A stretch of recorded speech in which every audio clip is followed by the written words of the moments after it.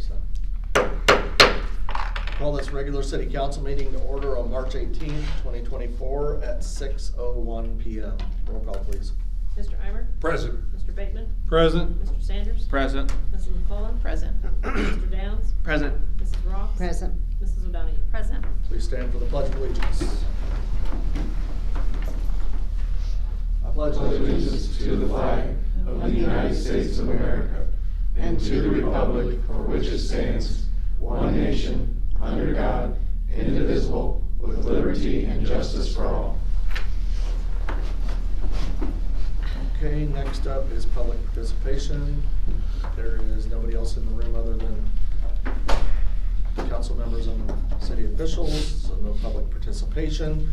We'll move on to the consent agenda. This evening it consists of 5A, payment of bills, 5B, approval of minutes, February 20th, 2024, regular city council meeting, 5C, approval of request from Lincoln Community High School to permit the closing of Kickapoo Street from Pulaski Street to Broadway Street on Saturday, April 27th, 2024, from 4:30 p.m. until 5:30 p.m. for the Lincoln High School Grand March.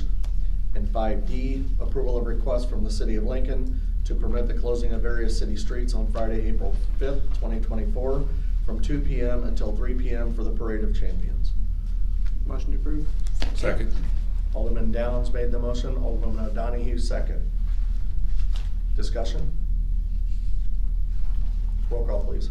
Mrs. O'Donoghue? Yes. Mr. Eimer? Yes. Mr. Bateman? Yes. Mr. Sanders? Yes.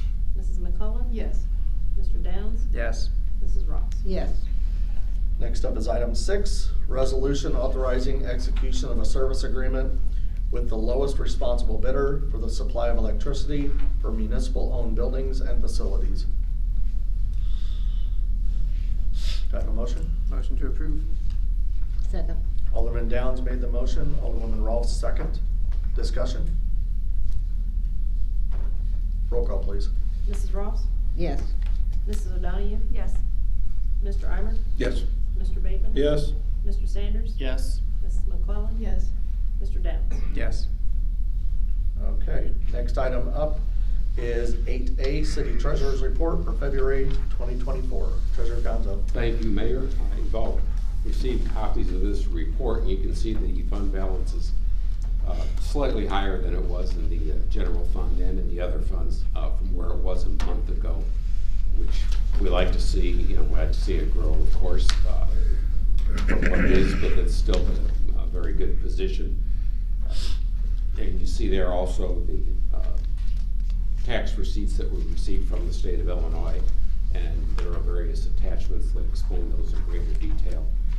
Pension funds, we're still a little behind getting those reports from the consolidated funds of the last full months that you have there, the months of January. You can see how that has tracked over the past several months. But if you look at the let's start with the sales tax. We're still, the state, is always a couple of months behind the actual month in which they've received the taxes from the taxpayers. In this case, the income tax you see there, and we did finish a little higher than where we were in January. That would have been the January month liability, and we finished a little bit higher than we did the previous month. Again, keep in mind we're dealing with a smaller population base than we had prior to the census, so anything you see there is probably due more to increased wages than it is due to anything else, because it's distributed on a per capita basis. The sales tax there, there of course state's a few months behind there in getting that out, so we're still looking at November there. It's pretty good increase there in November in municipal sales tax and the state use tax as well. And if you look at the non-home rule sales tax, there's an increase with that. And again, we're only through the month of November there. Motor fuel tax, very similar to what we had a year ago. We'll see how that develops over the next year, if the price of gasoline continues to go up, that motor fuel tax generally goes down for the reasons that I explained. It's on a per gallon basis, and if it's too expensive, people drive less and they use less gasoline, buy less gasoline. And then there's the ever popular video gaming tax. And you can see there we had a little bit more, a little greater revenue from that in the month of January than we normally see. I don't know if it was people wanting to, not having anything to do in January when they're inside and maybe going, playing video gaming a little bit more, but it's not that much higher, a little higher than what we saw the previous month. And if you look back at January of 23, it's higher, pretty similar to what it was in January of 2022.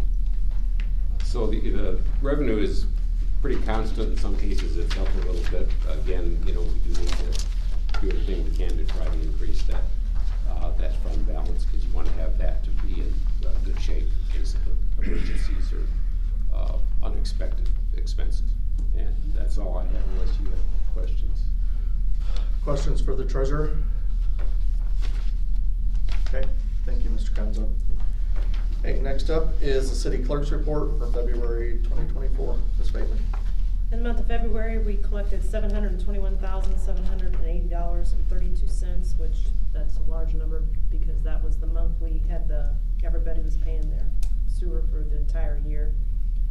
We had 1,099 customers that took advantage of the 10%, which the amount that was paid in advance was $501,001.89 with a discount totaling $55,738. I got a question. Yep. Mr. Harmon. I was looking at it, your report there, is there like a $70,000 worth of, that people have not paid or something? On the back. Those are ones that they're Or delinquent?